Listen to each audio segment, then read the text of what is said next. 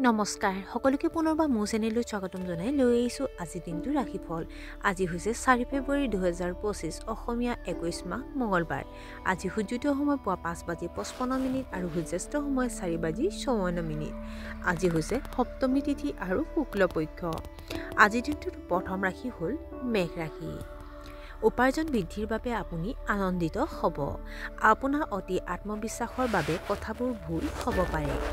আপোনাৰ প্ৰেমৰ সম্পৰ্কই পৰিয়ালৰ অনুমোদন লাভ কৰাৰ বাবে আপুনিও সুখী হ'ব।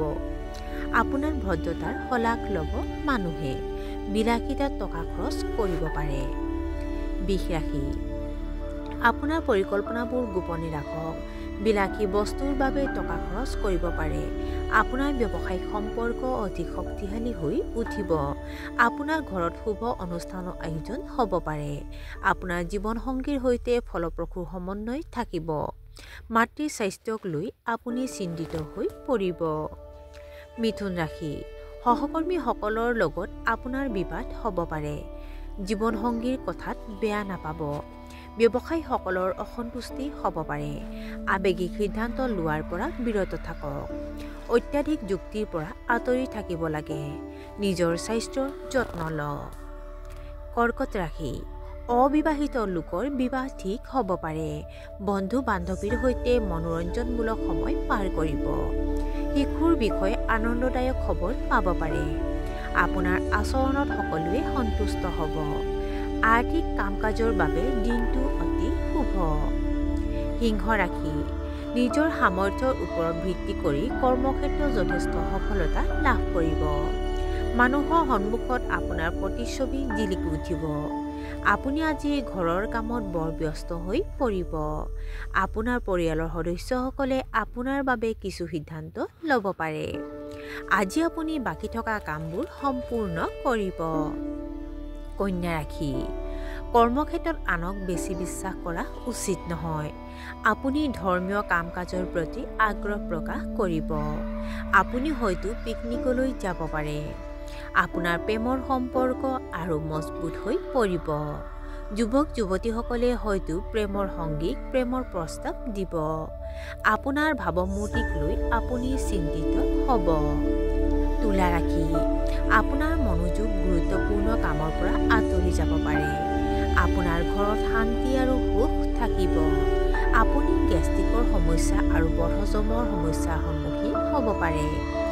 আপোনাৰ গোপন কথা কাৰো লগত শ্বেয়াৰ নকৰিব। অপ্ৰয়োজনীয় ভ্ৰমণৰ পৰা আঁতৰি থাকিব লাগে। ইণ্টাৰনেটত বহু সময় কটাব। বৃশ্চিক ৰাশি। ব্যৱসায়ত নতুন চুক্তি কৰিব পাৰে। আপোনাৰ বৈবাহিক সম্পৰ্কত প্ৰেম আৰু ৰোমাঞ্চ থাকিব। সম্পত্তি ক্ৰয় বিক্ৰয়ৰ জৰিয়তে আপুনি বিশাল আৰ্থিক লাভ কৰিব পাৰে। চিনেমা হল আৰু হোটেল মালিকৰ আয় বৃদ্ধি পাব পাৰে। বহুদিনৰ কষ্টৰ ফলত হোৱা ভাগৰৰ পৰা পৰিত্ৰাণ পাব। ধনু ৰাশি। আপোনাৰ কঠোৰ পৰিশ্ৰমৰ পৰা সুখদায়ক ফল পাব। বহিৰাজ্যত পঢ়ি থকা সকলৰ বাবে দিনটো অতি শুভ। ব্যৱসায়িক ভ্ৰমণলৈ যাব পাৰে। গুৰুত্বপূৰ্ণ কামবোৰক অগ্ৰাধিকাৰ দি সম্পূৰ্ণ কৰক। অংশীদাৰিত্বৰে কাম কৰিব বিচাৰিলে দিনটো অতি শুভ। খৰচৰ প্ৰতি সাৱধান হোৱা উচিত। মকৰ ৰাশি।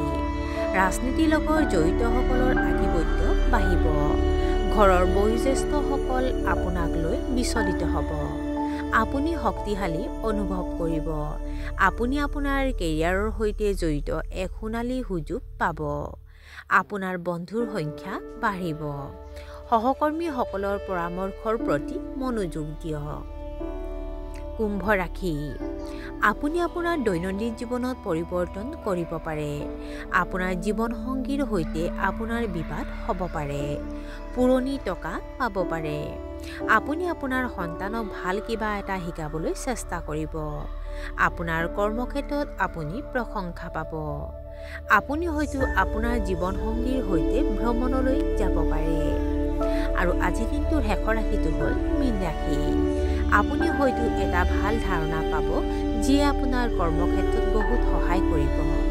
কামত থকা বাধাবোৰ দূৰ হ'ব। সৰু ল'ৰাবোৰে বেয়া সংগ এৰাই চলিব লাগে। আপুনি নতুন সামগ্ৰী মুকলি কৰিব পাৰে। আপোনাৰ আত্মীয় ব্যৱসায়ত সহায় কৰিব। আৰু আজিৰ দিনটো ৰাশিফল ইমানতে অন্ত পৰিছে। আশা কৰোঁ আপোনালোক প্ৰত্যেকৰে আজিৰ দিনটো সুন্দৰ হওক। ধন্যবাদ।